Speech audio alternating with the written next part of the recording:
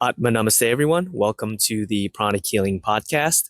I'm your host, Dr. Yuan. And on today's episode, we are here in the beautiful city of Paris. And if you're watching this on video, you can see behind me the Eiffel Tower. And today's episode is dedicated to sort of the meaning behind the Eiffel Tower, which is about love and experiencing our emotions, and as well as forgiveness. In pranic healing, we know that the founder, Master Choa Kok Sui, has taught us that emotions, the way that we feel about ourselves, the thoughts that we think, have a direct impact on our health. And Master Choa has explained that it is when we are not able to process these emotions and when we are not able to release them, that is when physical diseases may materialize or manifest.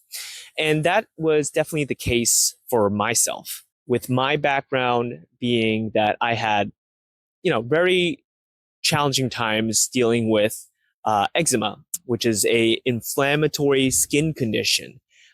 Started very young, and because I could not feel safe in my body, my emotions that stemmed from my body also didn't feel safe, which led me down to a path of course, like anyone, developing anxiety about your physical body, developing a lot of worry and fear of putting yourself out there and expressing yourself through your physical body, and a lot of course, shame, blame, and guilt because you didn't feel perfect. You didn't feel like you fit in. And for my case, I definitely didn't feel like I fit in with people in school or the typical crowd. And part of the ways I compensated for that deficiency in not feeling safe in my body, not loving my body, was to, again, feel like I had to overcompensate. I had to be a people pleaser, to give more than I receive so that other people would see my value and my worth through those actions, which of course is a very unhealthy habit looking back into it. But what I love about Master Choa's teachings is that everything is connected, right? As we know, in the energy body, in our chakras, these thoughts, these emotions can be scanned, can be quantified. And through the process of forgiveness, forgiveness for ourselves, forgiveness for others, that's when we can truly start to heal. And I wanted to go through this kind of step-by-step process where we look at it from different segments. So the steps that I've outlined in my head, based on Master Choa's teachings, is number one, accept your feelings and feel your feelings. Number two, forgive yourself and forgive others. Number three, release those emotions, release those thought forms. And finally, number four, accept the blessings from God, and fill your cup back up again. So let's go through the first one, which is to have awareness of your emotions and to really feel it. And this is for people out there that deal with anxiety, right? So for my case, I have anxiety about my physical body, about my skin condition, right? And you can have anxiety about many other different things. It can be about, the way that you perform in a certain sports activity. It could be, in school. It could be at work. It could be many different things. But for my example, I had deep anxiety about my physical body, my physical appearance. And because of that, I didn't allow myself, I would say, to really process and feel those emotions. And, Master Choa always says, awareness is the first step to transformation, because a lot of the habits, the thought forms, the belief systems, the actions that we take are almost subconscious, right? We are running almost on autopilot. And if you don't have awareness of these subconscious habits that are going on, you'll never be able to find the root cause of these emotions. For example, in my case, anxiety. And it's almost like driving a car without your headlights on and you're just going down a road at night, right? And the feeling that I describe it is like you feel this anxiety, but you don't know where it's coming from, right? You see all this darkness and you're still driving, you're moving through the world, and you don't know where that's coming from.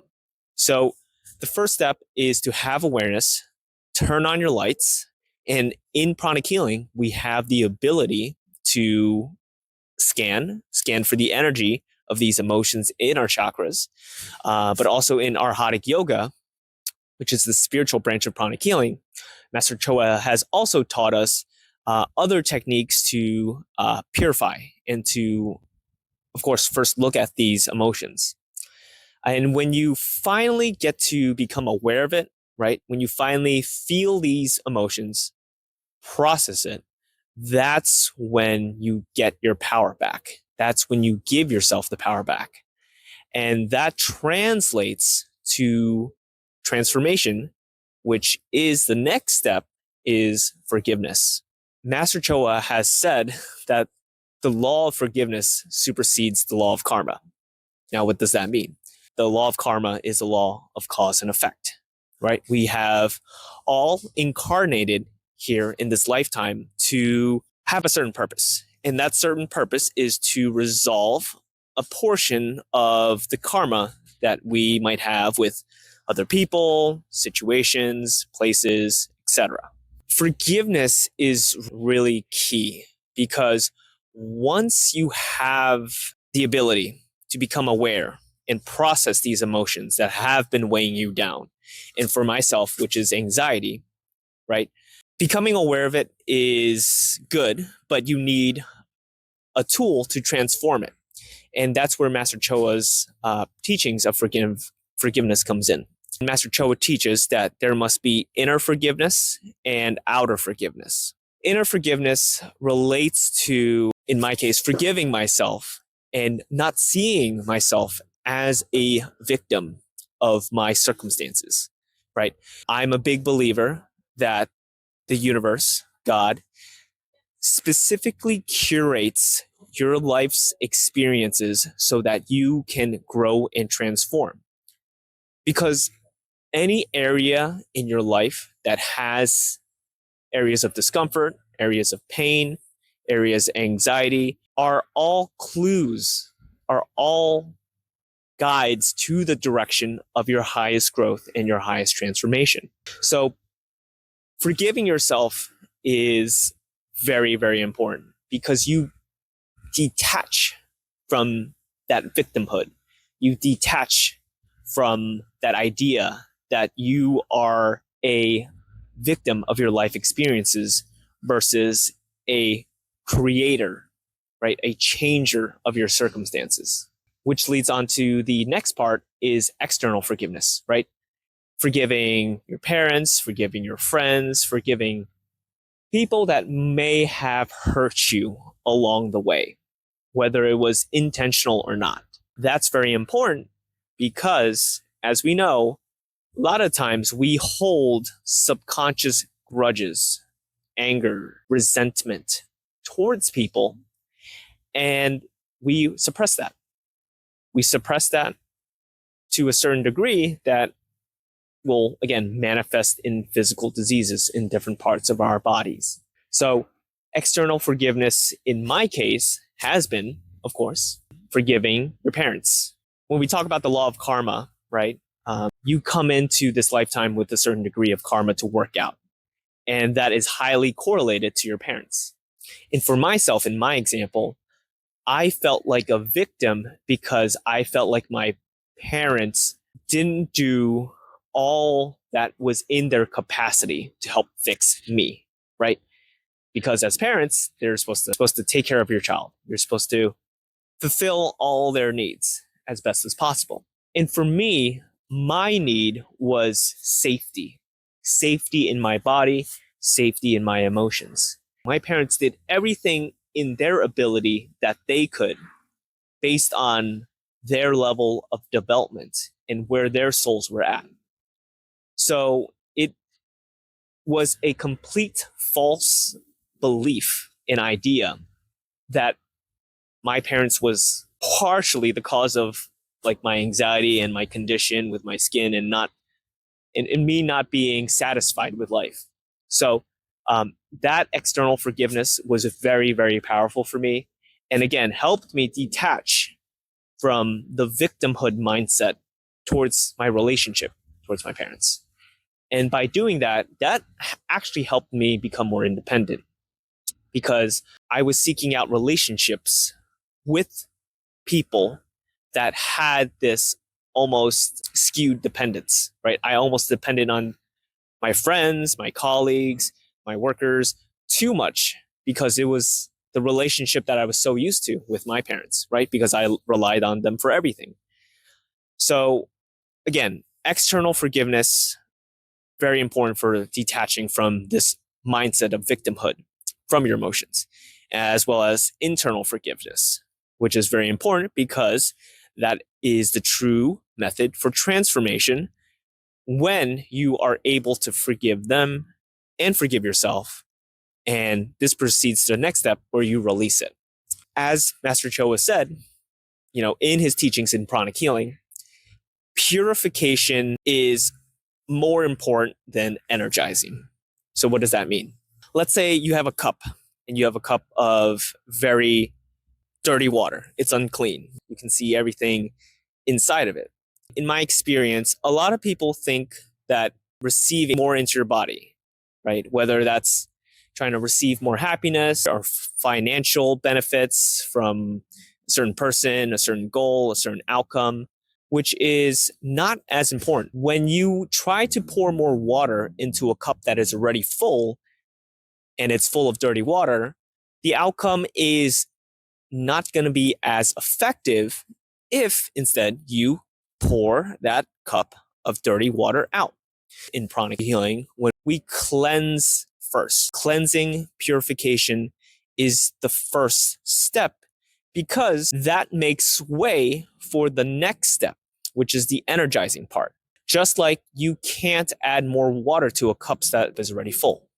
And that was definitely for my case. After I became aware of my emotions, processed it, felt it, practiced forgiveness, that was how I was able to release a lot of the dirty, congested emotions within my body. And that transformed not only my emotions, but my physical body. And I started to realize that the root cause of my physical illness wasn't really physical in origin.